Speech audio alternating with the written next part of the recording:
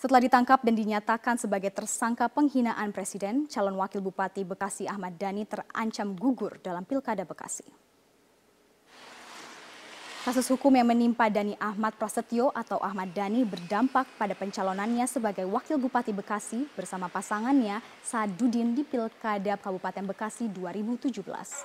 Komisi Pemilihan Umum KPU Kabupaten Bekasi menyatakan berdasarkan peraturan KPU RI nomor 9 tahun 2016, pasangan calon dikenakan sanksi pembatalan sebagai peserta pemilihan apabila pasangan calon terbukti melakukan tindak pidana kejahatan sebelum pemungutan suara. Meski demikian, hingga kini KPU Kabupaten Bekasi belum mendapatkan laporan secara resmi terkait kasus yang menimpa Ahmad Dhani.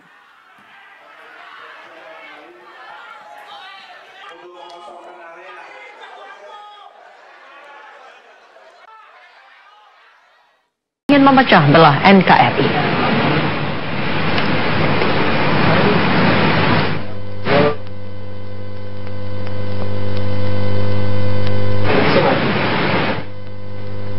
Di sela agenda kuliah umum yang diselenggarakan Universitas Padjadjaran Bandung, Panglima TNI Jenderal Gatot Nurmantio membenarkan adanya dugaan aksi makar yang akan terjadi pada aksi 2 Desember mendatang. Dugaan ini sejalan dengan adanya informasi tidak benar yang beredar di dunia maya sebagai alat untuk mengadu domba dan untuk menghancurkan NKRI. Aksi 2 Desember mendatang dikhawatirkan disusupi pihak asing yang ingin memperkeruh harmonisasi negara Indonesia. Bahwa tangan-tangan luar itu ikut bermain. Tadi malam saya mendapat WA bahwa Habib Rizik dianiaya oleh Kostrad. Langsung intelijen saya sudah bekerja mencari dan ternyata hoaks tersebut asalnya dari Australia dan Amerika. Sebagai warga negara Indonesia, ya, Indonesia adalah milikku. Ya, Indonesia juga milikmu. Tapi Indonesia adalah milik kita bersama. Maka aturan bersama yang kita patuhi. Pemirsa, demikianlah special report lembar. Ya, diantaranya pada acara salah satu partai pendukungnya, kemudian pada saat wawancara di Balai Kota, dan beberapa tempat lain. Apakah alat bukti itu bisa memenjarakan Ahok? Oh, sangat. Bahkan kami minta Ahok ini segera ditahan. Sekali lagi segera ditahan. Tolong catat baik-baik, sepanjang sejarah penegakan hukum di Indonesia tidak ada satupun tersangka dalam kaitannya dengan pasal 156A KUHP yang tidak ditahan. Tidak ada, semua ditahan. Mulai dari dulu ada kasus Pak Permadi, SH, kemudian Ariswendo Atmowiloto, Lia Aminuddin, Ahmad Musadek, kemudian Yusman Roy, semua terkait daripada pasal 156A KUHP dan semua ditahan. Jadi kalau saat ini Ahok tidak ditahan, ini menjadi presiden buruk bagi penegakan hukum di negara kesatuan Republik Indonesia. Jadi kami tetap pada prinsip pertama, harus ditahan. Sekali lagi, harus ditahan.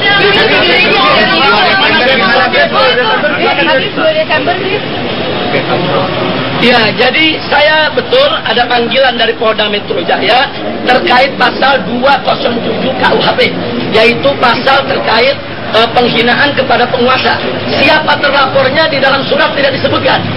Nah, karena itu kita masih diskusikan dengan tim advokat bagaimana cara kita menyikapi daripada surat panggilan tadi. Karena sebuah surat panggilan harus jelas. Saya ini mau dijadikan saksi, terlapornya siapa. Nah, karena itu kita minta supaya Polda Metro Jaya itu bersikap profesional. Nah, jadi silakan kirimkan surat panggilan kepada saya akan datang selama 24 jam, asal surat itu jelas, siapa terlapor. Nah, jadi jangan mengirimkan surat, terlapornya nggak jelas. Untuk terlapor titik-titik. Nah, karena itu masih kita diskusikan dengan tim advokat kami, dan besok kita lihat keputusannya.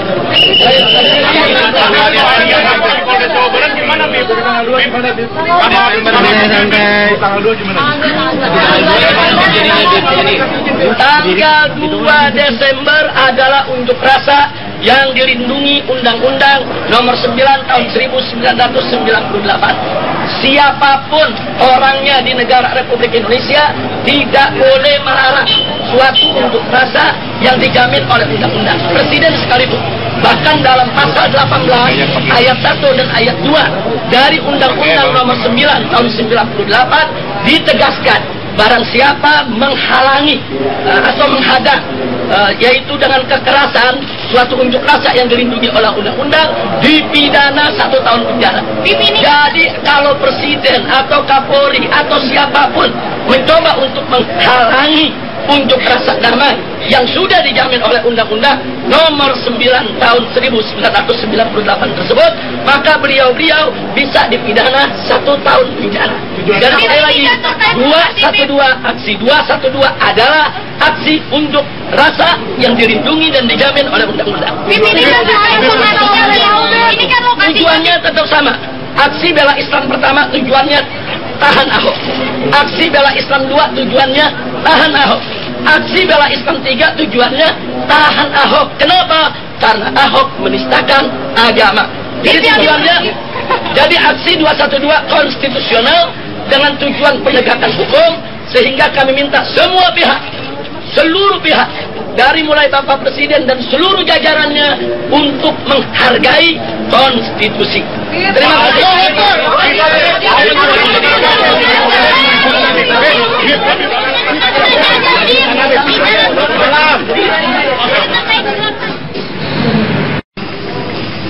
Menimbulkan permusuhan terhadap perorangan maupun kelompok yang berdasarkan sara. Dari hasil pemeriksaan tersangka dari tadi malam kita ketahui bahwasanya sejak pukul 20.00 WIB penyidik sudah melakukan penangkapan, kemudian dilanjutkan dengan pemeriksaan tersangka. Kemudian di samping itu penyidik juga telah melakukan langkah-langkah upaya paksa berupa melakukan penyitaan, antara lain yang pertama HP Asus Zenfone 2 warna hitam tahun 2008. Kemudian yang kedua email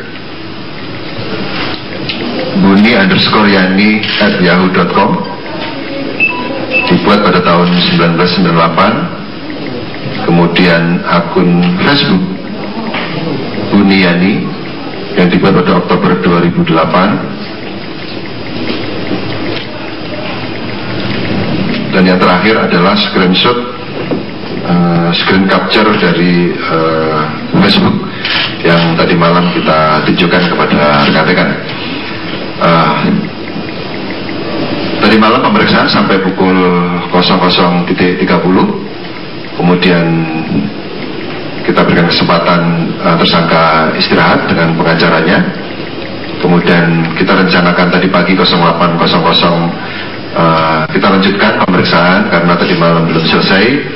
Namun demikian karena ada kendala sehingga molor sampai pukul 10.00 WIB baru kita bisa mulai. Barusan pada pukul 16.00 WIB untuk pemeriksaan tersangka telah selesai, dan untuk proses selanjutnya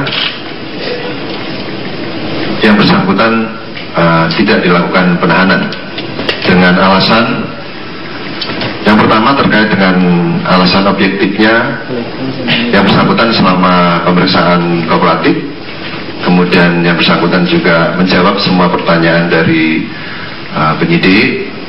Kemudian alasan subjektifnya yang pertama yang bersangkutan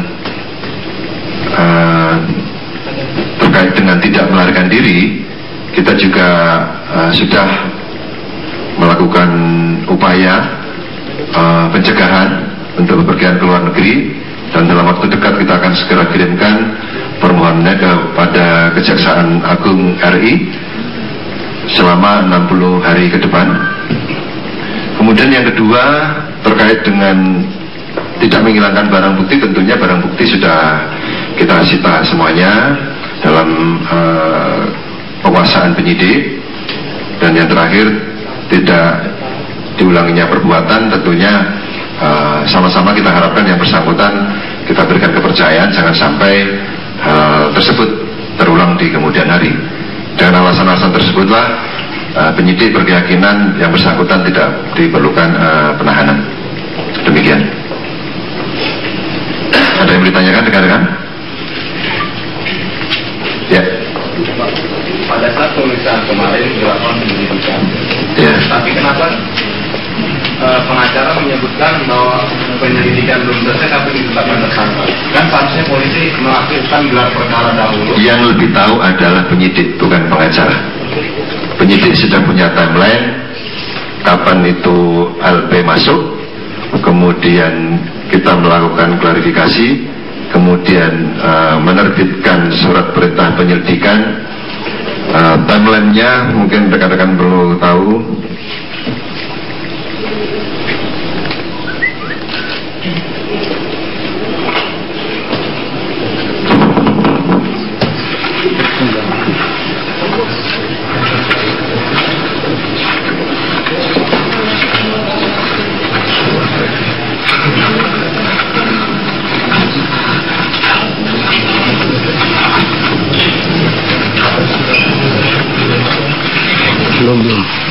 Belum.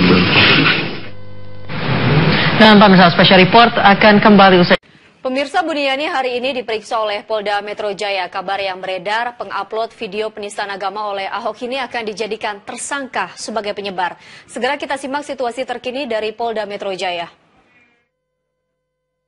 Malam hari ini kita akan melaksanakan rilis terkait dengan perkembangan penyidikan kasus LP nomor 4873 Romawi 10 2016 PMJ di Reskrimsus pada tanggal 7 Oktober 2016. Kita ketahui bersama bahwasanya LP tersebut pelapornya adalah Andi Windo Wahidin SHMH.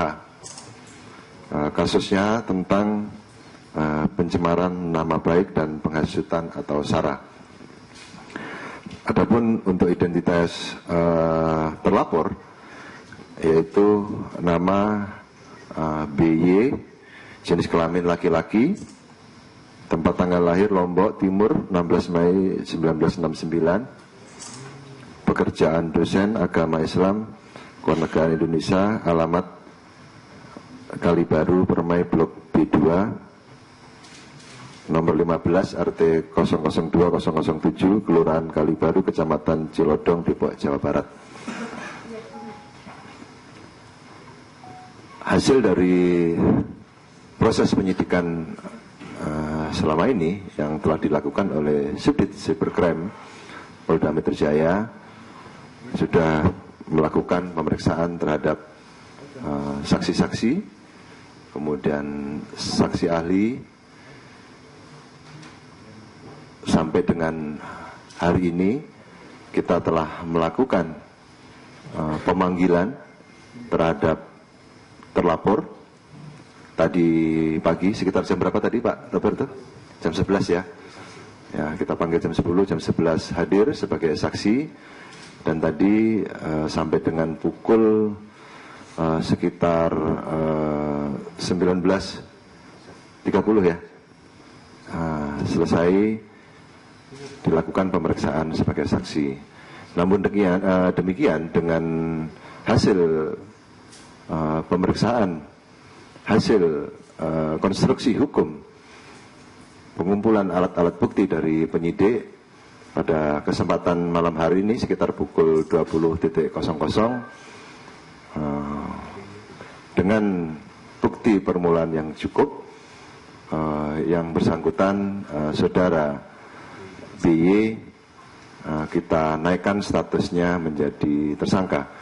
Bahwasanya yang bersangkutan dari tuduhan persangkaan oleh pelapor terkait dengan pencemaran nama baik dan penghasutan sara yang dapat kita penuhi terkait dengan unsur-unsur perbuatan pidananya, yaitu terkait dengan adanya penghasutan yang berbau sara. Tentunya yang bersangkutan dipersangkakan melanggar pasal 28 ayat 2 Undang-Undang Nomor 11 Tahun 2008 tentang ITE yang berbunyi, setiap orang dengan sengaja dan tanpa hak menyebarkan informasi yang ditujukan untuk menimbulkan rasa kebencian atau permusuhan individu dan atau kelompok masyarakat tertentu berdasarkan atas suku, agama, ras, dan antar golongan atau sara. Kemudian tentunya kita juntuhkan pasal. Anda menyaksikan News Update bersama saya Ani Rahmi. Polda Metro Jaya menetapkan 1 tersangka penghadangan kampanye calon gubernur dan calon wakil gubernur DKI Jakarta. Polda menargetkan 2 minggu untuk melimpahkan kasus ini ke kejaksaan. Dari 8 orang yang dilaporkan terkait penghadangan kampanye calon gubernur dan calon wakil gubernur DKI Jakarta, 4 orang baru diperiksa oleh Polda Metro Jaya. Pelaporan ini berdasarkan verifikasi dari Badan Pengawas Pemilu, sehingga kasus ini telah dinaikkan menjadi penyidikan. 1 orang berinisial NS telah ditetapkan sebagai tersangka atas kasus tersebut. Namun pihak kepolisian belum merilis identitas tersangka penghadangan tersebut. Ada 8 orang yang kita lakukan pemanggilan sebagai saksi dulu. Tentunya nanti ini berproses. Penyelidikan kita lakukan, tentunya nanti kalau memang fakta-fakta hukumnya memang cukup bukti, ya tentunya akan kita tingkatkan menjadi ke proses penyidikan. Ini kan masih berproses, tentunya kita beri kesempatan kepada penyidik untuk melakukan langkah-langkah. Ketua Tim Pemenangan Ahok Jarot, Prasetyo Edi Marsudi menyebut aksi penghadangan yang ditujukan pada Ahok Jarot adalah penistaan pesta demokrasi. Prasetyo menyayangkan aksi penghadangan yang terjadi berulang kali terhadap pasangan calon gubernur dan wakil gubernur DKI nomor urut 2 itu. Aksi penghadangan kampanye terhadap pasangan calon gubernur dan wakil gubernur DKI bernomor urut 2 di beberapa daerah seperti di Sawah Besar, Kebonjeruk, Sawangan, Ciracas, Pondokopi, Karanganyar, dan Cipinang disesalkan Prasetyo. Prasetyo menduga aksi penolakan di beberapa lokasi itu sudah direkayasa. Namun Prasetyo mengimbau seluruh masyarakat termasuk pendukung Ahok Jarot untuk tak terprovokasi dengan situasi seperti itu, sehingga jalannya kampanye dan pelaksanaan Pilkada 2017 dapat berjalan damai.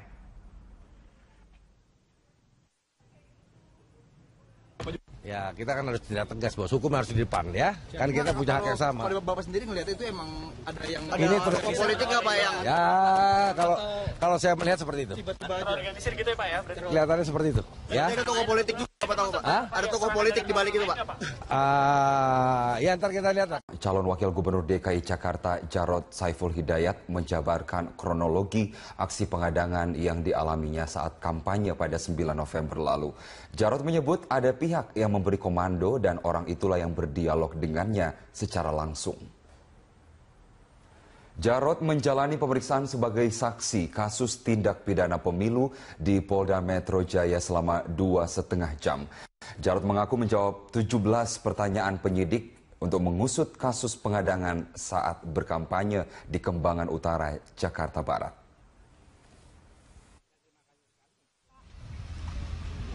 Tadi sudah saya berikan keterangan waktu di BAP, ada 17 pertanyaan yang menyangkut kronologi penghadangan yang menghalang-halangi kampanye di Kembangan Utara, termasuk juga ditunjukkan seseorang yang mengaku sebagai komandannya. Waktu saya ajak dialog begitu ya, itu ditunjukkan apakah betul ini orangnya. Saya sampaikan betul ya. Ketika saya bilang mana komandannya keluar seseorang itu ya. Dan saya sudah jelaskan kronologis dialog saya dengan komandannya itu ya, biar nanti diproses oleh penyidik. Pemirsa, meski Gubernur Petahana Basuki Cahayapurnama atau Ahok berhalangan hadir karena harus memenuhi panggilan di Mabes Polri, kegiatan kampanye rakyat di Rumah Lembang Menteng, Jakarta Pusat tetap berlangsung normal. Dan pemirsa, untuk informasi selengkapnya kita telah bergabung dengan reporter Friendly Sagala serta juru kamera Yanwar Ramansyah langsung dari Menteng, Jakarta Pusat. Friendly, bagaimana aktivitas di Rumah Lembang saat ini? Ya Eliza, meskipun calon gubernur petahana Basuki Cahayapurnama tidak dapat hadir karena berhalangan karena harus mengikuti pemeriksaan di Mabes Polri, memang kegiatan kampanye rakyat di Rumah Lembang Menteng Jakarta Pusat ini masih berjalan seperti biasanya, yaitu memang kami melihat di sini Jarod Saiful Hidayat yang bertugas hari ini menyapa warga yang telah menunggu sejak pagi.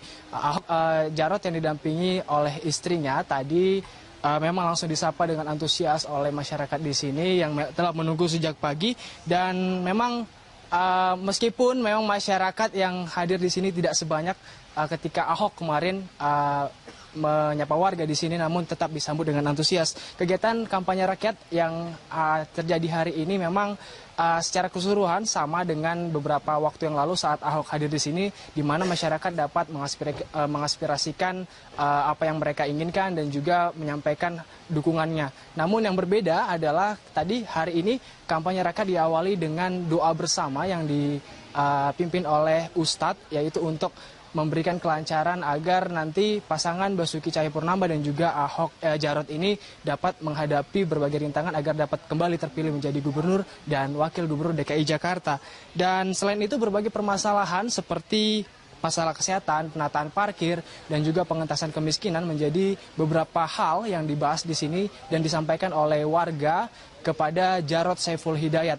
Yaitu untuk masalah pengentasan kemiskinan sendiri, Jarod mengatakan cara yang akan dilakukannya bersama Ahok nanti ketika kembali terpilih, yaitu dengan rutin menggelar operasi pasar. Nanti di operasi pasar tersebut masyarakat dapat, khususnya masyarakat DKI Jakarta, ini dapat membeli seluruh barang dagangan ataupun bahan pokok mereka dengan harga yang lebih murah. Dan Jarod tadi mengatakan pada Desember 2016 ini, Pemprov DKI Jakarta akan mengaktifkan pusat perkulakan di berbagai pasar yang ada di Jakarta ini, agar nantinya masyarakat yang hendak ataupun membeli kebutuhan pokok dapat membeli barang tersebut dengan harga yang lebih murah. Dan tidak sedikit pula tadi warga di sini yang kami lihat berterima kasih kepada Jarod dan juga Ahok karena berkat kepemimpinan mereka berdua, intensitas banjir di Jakarta ini semakin berkurang, dan meminta agar Ahok dan Jarod tetap maju dalam Pilgub DKI mendatang dan dapat terpilih dalam satu putaran. Jarod pun mengamini hal itu dan kembali mengajak seluruh pendukung untuk lebih solid lagi dan memberikan suaranya pada tanggal 15 Februari 2017 agar hal itu dapat terjadi. Dan tadi Jarod juga mengatakan dan menyinggung masalah Ahok, di mana saat berdialog dengan warga, Jarod pun meminta dan agar masyarakat dan juga warga DKI Jakarta mendukung Ahok karena Jarod meyakini bahwa Ahok tidak bersalah dalam kasus dugaan penistaan agama tersebut, dan Jarod menegaskan meskipun Ahok kini telah ditetapkan sebagai tersangka, namun Jarod tetap akan maju bersama Ahok untuk beradu argumen dan juga berkontestasi dalam Pilkada 2017. Eliza. Ya, Friendly, lalu bagaimana tanggapan dari Jarod mengenai dugaan pemblokiran kampanye pasangan Cagup dan Cawagup DKI nomor urut 2 ini?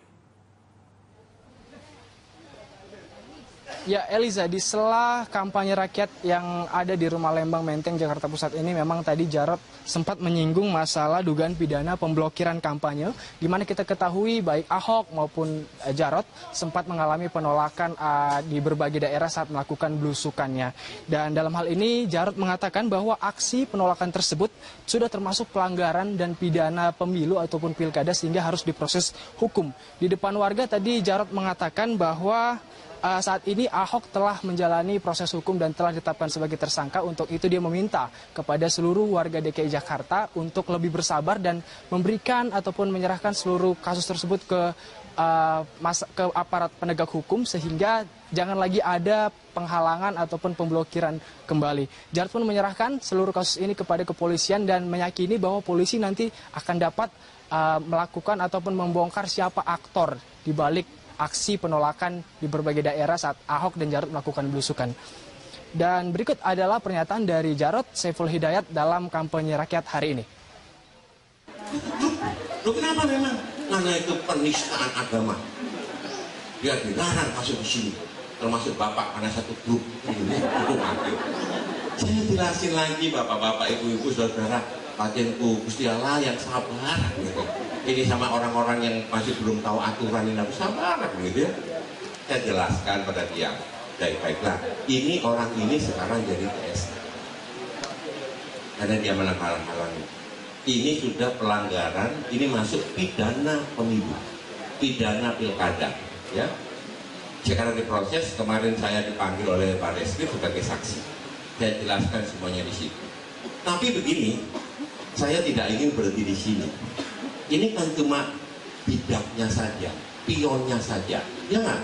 Pion-pionnya saja. Pasti kan ada yang gerakkan. Perwiranya ada, kudanya ada, ya nggak? Kayak main catur gitu ya.